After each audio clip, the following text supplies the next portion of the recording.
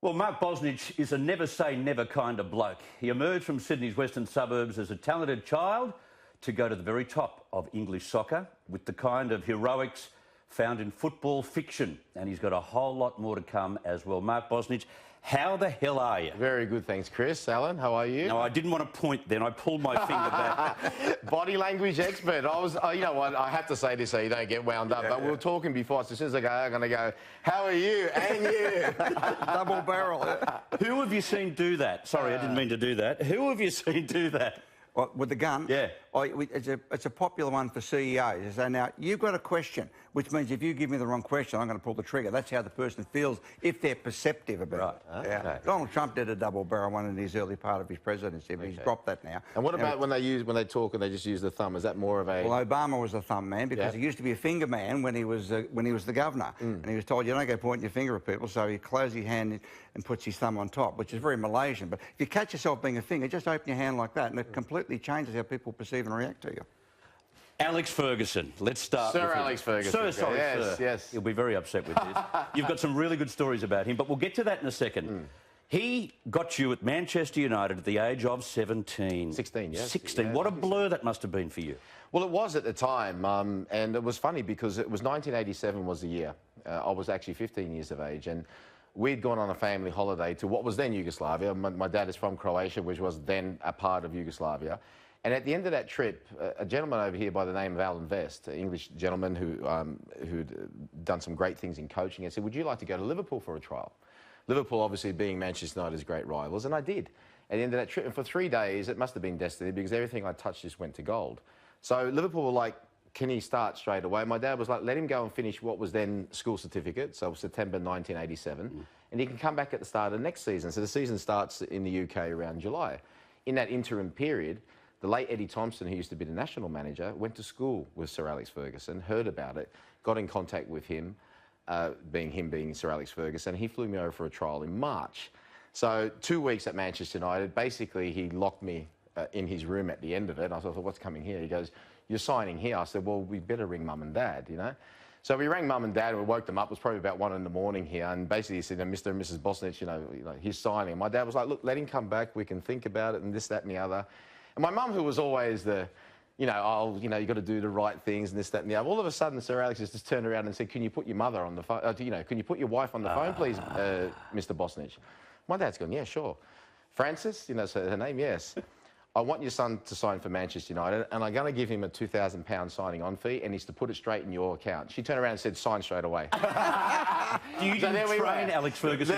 No, I didn't train him. So there we go. So July 1988, at the age of 16, I went over, and it was fantastic for me in terms of my footballing thing. From the lifestyle perspective, it was a bit of change, Chris, because Sydney is one of the greatest places in the world to live. Yeah. So going from Sydney to Salford, Manchester was a little bit of a change at that time. I bet it was. I want to go back to my favourite moment of your life, right? Yes. Not that I've been living my life through you, but I have in the last 24 hours, obviously.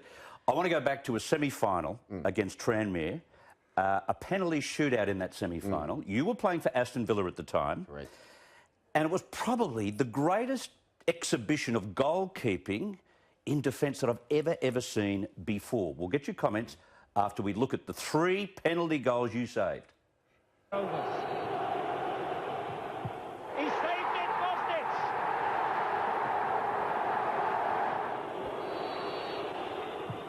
He saved it, Bosnich! I told you it'd be cool. I didn't say he'd score it. Bosnich, the hero.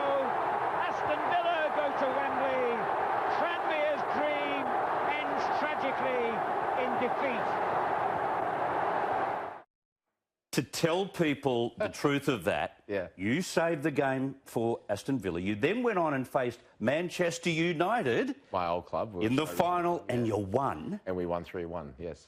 Wow. That was amazing. That day was absolutely amazing. So to explain to everybody, the League Cup semi-finals are played over 2 legs. Tranmere were in the Championship, which for everyone who doesn't know, that's the division below the Premier League. They'd actually beat us 3-1 at Prenton Park in Tranmere. So we won the second game 3-1. It goes to penalty kicks. And as I was just explaining to you what that wonderful vision was playing, The second last penalty kick was by a chap called Liam O'Brien, who used to be a young professional at Manchester United when I was a young kid. Teaching you? Basically, we used to stay back and practice penalties and all that. And he had a chance to win it for Tranmere, and unfortunately I saved it. And then during sudden death, which means if I miss one and you score, you win, Chris. If you score, Alan, and I miss one, you win. I was very lucky to go the right way and save it. And you went right first, right second. Yeah, and then left for the last one. So, and the gentleman you saw there was Big Rog Atkinson, who was actually the previous manager at Manchester United before Sir Alex Ferguson. Then we went to Wembley, and that was a great, great moment. I flew over my parents for the final, and we were big underdogs, but we won against the old club, which I said. And that was something growing up, which was very, very important to me. After watching Craig Johnson win the double, especially that FA Cup, as you remember, in the mid-'80s for Liverpool, there was a lot of young Australians, myself included, who said, I'd love to do that one day. And to do that so early in your career was a wonderful experience. And that led to the likes of Mark Schwarzer going over as well. Correct, all of them. Mark Schwarzer, Harry Kewell, the list goes on. Mark Viduka, Tim Cahill, Brett Emerton. I could keep going and keep going. We've always had a history of players going over to Europe, but with the Premier League starting in earnest in 1992-93, and it started to explode like it did, the natural destination for Australian players, especially it being England, which is so close to us in so many ways, was the UK. You get fired up very easily on the pitch, Yes. especially when you are in those situations and you've just saved the game for your team. But it's led to some awkward moments, including in 1996 when you gave the Tottenham Hotspur fans the Nazi salute. Yes, that was an unfortunate moment, and I still, no problem if anyone has got a problem with it, I will still apologise to it. But the bottom line was that during that game, they had a player called Jürgen Klinsmann, who was of German descent. He was a great German international. 6 months earlier, we played each other in a game at Villa Park, and there was a clash. I'd come out for a ball and jumped really, really high. It's a great picture of it. I must have jumped as high as maybe that light. Flicked off one of our defenders, Paul McGrath, and went straight into his side and hurt him. You know, and I was really concerned. Thankfully, he came around. Everything was okay. And then during that game, 6 months later, this is my first game back after injury, I was copping it all the time from the Tottenham Hotspur supporters. Continually. Anyway, when you're in that situation, you've got two choices. Either you completely ignore it. Yeah. This is what my opinion is anyway. Or you try to make a joke maybe back with the supporters. Now, in our pre-match routine, we always stick to a video that we've been winning with previously, and ours was Fawlty Towers. Now, anyone who knows Fawlty Towers knows there's an episode with Basil Fawlty where the episode is called The Germans, where he does the walk and the salute and this, that and the other. So I thought I would mimic that. Big mistake. Very, very big mistake. You got big strife. Big strife. I went straight away. I mean, our chairman at the time, bless his soul, Sir Doug Ellis, we used to call him Deadly, and he used to love it as well. Remember him coming to the team bus and actually saying, Alan, you know, did you just wave? I went, no, I didn't really wave. And he said, well, nothing to the press. But normally after a Premier League game, there's about 15 to 20 press. After that game, I would say there was close to 50. And I said there was no way that I couldn't talk to anyone. So I spoke, I explained my side, profusely apologised, as I did now. But, yeah, done some damage, that one. Then there was when you were going through this period where cocaine was your choice of drug, and you were earning big money, but you were blowing it all on cocaine.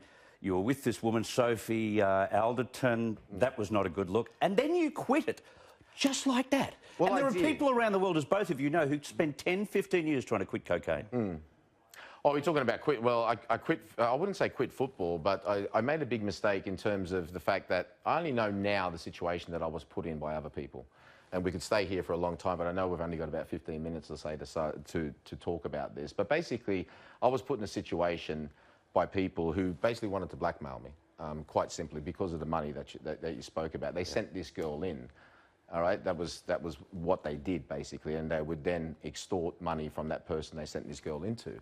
Now, the lady in question, Sophie Anderton, basically was an addict, and she had a very, very difficult childhood, and I was just trying to help her, which really for a long time, Chris, I must say, because I'm the type of person who always thinks, you know, blessed is the peacemaker, stroke the helper as well. And everyone around you, especially in this place, knows that. Yeah, and really put me off for a while. You know, I sort of thought, but gradually you think to yourself, well, no, don't just let one experience tarnish your whole life and be what you are. Anyway, it come to the situation where basically, you know, she would put you in a situation, whether it be she'd wind you up so much that you do something silly, which I would never do, or there was a situation like this, and then they would come to you and say, look, listen, we'll go with this to the press.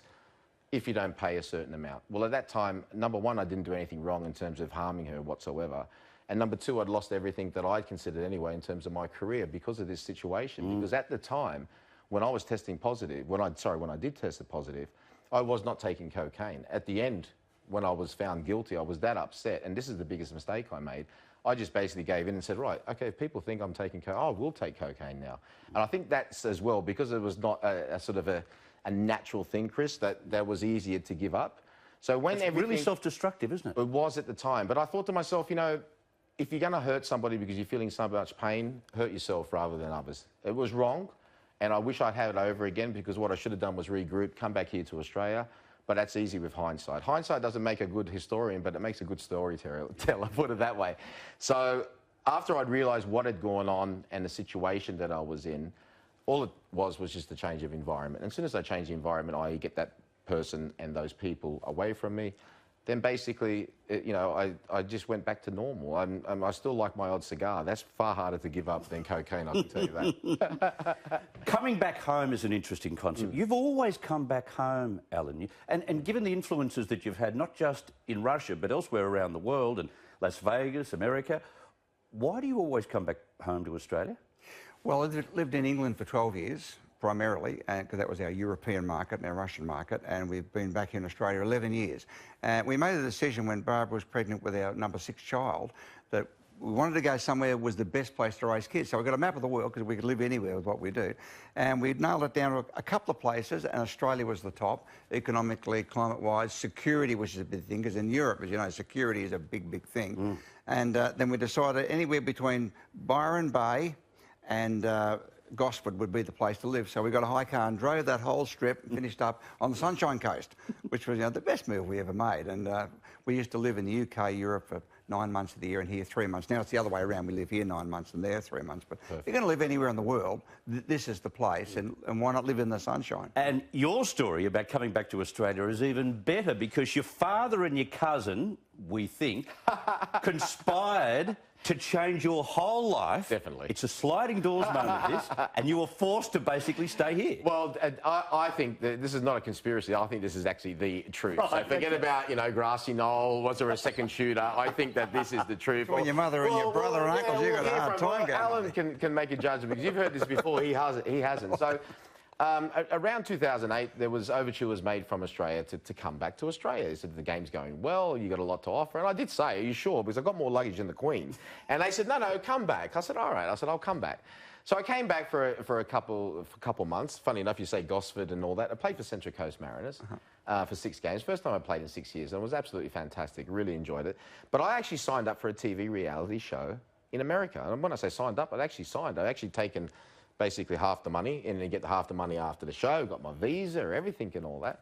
And Mum and Dad were like, look, really, after seeing you and doing so well and this, that, we really don't want you to go to that reality TV program. What show was it? I can't remember the name of it, but it was obviously one of those programs where they were going to discuss in great detail. And all I'm a celebrity, get me out of here. Yeah, so, well, Married at first sight. Similar type of thing, but in a house. And I said, well, I'm sorry, I've signed. I give my word, I can't. So they went, okay. They were very good about it. Anyway, 2 days before I had to leave, Alan, I had to go see the dentist, who was my cousin, my second cousin, but he was like my first cousin around like the same age. Sopranos, Yeah, right. really, isn't it? So all of a sudden, young Peter turns around and says to me, and he's looking through my teeth, he goes, you can't travel. I mean, what do you mean I can't travel? He goes, you've got an abscess. I went, what does that mean? He goes, well, if you travel, it could be, dangerous. So I said, all right. So I said, all right, you go, how long? You can't travel for at least 3-4 weeks. I went, I have to. I've got this show to do. He goes, well, you better ring him up and tell him you can't do it.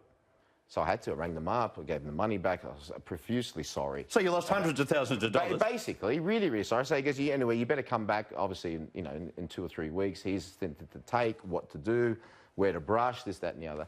So anyway, that's all done. So I go back in 2.5 weeks. He goes, you're not going to believe this. He goes, this is amazing. I said, what?